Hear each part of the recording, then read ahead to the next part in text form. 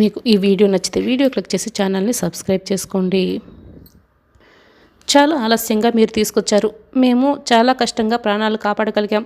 మేము వెళ్ళి చూడొచ్చా అని జానకి డాక్టర్ని అడుగుతూ ఉంటుంది. తను ఇంకా కాన్స్టిట్యూషన్కి రాగలేదు.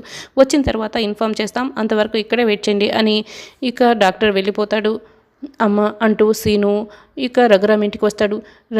సీను ఎలా ఉన్నావురా, వచ్చి కూర్చోరా, ఏంటి ఇలా చిక్కిపోయావు, నువ్వు సరిగ్గా తిండి తినడం లేదా అని పద్మ ఇక సీనుని అడుగుతూ ఉంటుంది. నువ్వు భలే ఉన్నావే, ఆద్య తిండి పెట్టడం లేదని మాట్లాడుతున్నావు. ఇక్కడ ఉండుంటే అసలు వాడికి తిండి తిప్పలేకుండా నాలాగే గుళ్ళో ప్రసాదాల కోసం ఎదురు చూస్తూ ఉండేవాడు. ఆద్య దగ్గర ఉన్నాడు కాబట్టి వాడు ఆ మాత్రం ఉన్నాడు అని వెంకట్రావు అంటాడు.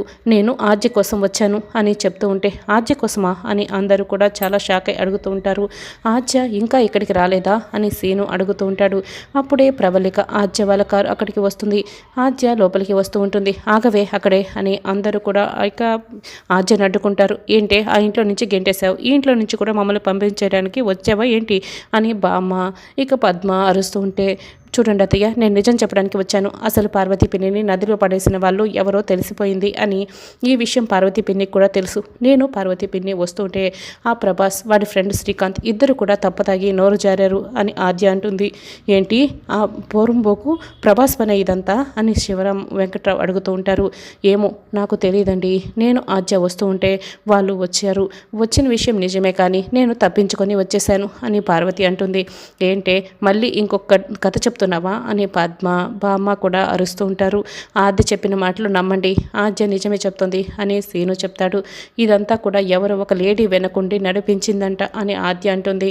ఏంటే కథలు బాగానే అల్లుతున్నావు, ఎవరే ఆ లేడీ, నేనా లేక మా అమ్మనా లేక పార్వతీయా లేకపోతే నీ వెనక నిలబడి ఉందే ప్రవళిక ఆవిడ అని పద్మ బామ్మ ఇక అడుగుతూ ఉంటారు. అయ్యో ఆద్య చెప్తున్నది మీరెందుకు వినడం లేదు, ఇలాగే వదిలేస్తే మళ్ళీ ఇంకొకరికి ప్రమాదం ముంచుకొస్తుంది అని సీను చెప్తాడు.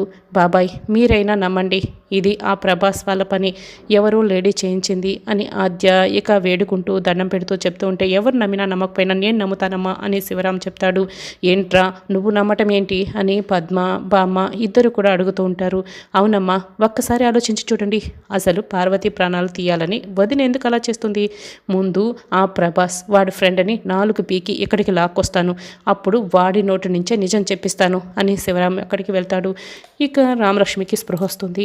మీరు వెళ్ళి చూడొచ్చు అని నర్సు అంటుంది. రామ రామ అంటూ వెంటనే జానకి పరిగెత్తుకుని రామలక్ష్మి దగ్గరికి వస్తుంది. శౌర్య రఘురామ్ ఇక అందరూ కూడా లోపలికి వస్తారు. రామ ఎవరో నీకు ఈ విషయం ఇచ్చి చంపాలని చూశారమ్మా, నువ్వు వ్రతం మధ్యలో ఇబ్బంది పడటం నేను చూశాను, కానీ నువ్వెందుకమ్మా నిజం చెప్పకుండా ప్రాణం మీదకి తెచ్చుకున్నావు అని జానకి అడుగుతూ ఉంటుంది. వ్రతం మధ్యలో ఆగిపోతే ఇంటికి అరిష్టం జరుగుతుందని పంతులు గారు అన్నారు కదమ్మా, అందుకే నేను ఆ విషయాన్ని నా గొంతులోనే దాచుకునేశాను అని రామలక్ష్మి చెప్తూ ఉంటుంది.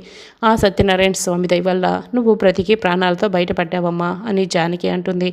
ఎప్పుడు ఎలా నీకు ప్రమాదం ముంచుకొస్తుందో, నీ ప్రాణాలు ఎప్పుడు పోతాయో ఎవరు చెప్పలేని పరిస్థితి, ఎందుకంటే అవి తీసేది నేనే కదా అని అస్మిత అక్కడే నిల్చొని మొత్తం మనసులో అనుకుంటూ ఉంటుంది. అప్పుడే ఫ్యాన్ గాలికి అస్మిత విగ్గు ఎగిరిపోతుంది. దాంతో ప్రమీల అయితే కంగారు పడుతూ ఉంటుంది. అస్మితని ఇక హెచ్చరిస్తూ ఉంటుంది. అస్మిత అయితే ఆ విగ్గు వెతుక్కుంటూ వెళ్తూ ఉంటుంది.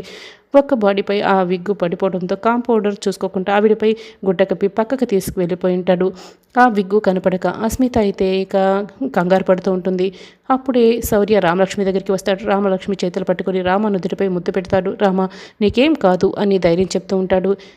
వాళ్ళిద్దరైతే చాలా ప్రేమగా ఒకరినొకరు చూసుకుంటూ ఉంటారు. అప్పుడే రఘురామ్ అసలు నా కూతురికి విషం ఇచ్చి చంపాలనుకున్నది ఎవరు అని ప్రశ్నిస్తూ ఉంటాడు. ఇంకెవరు, అస్మితే అని శౌర్య అంటాడు.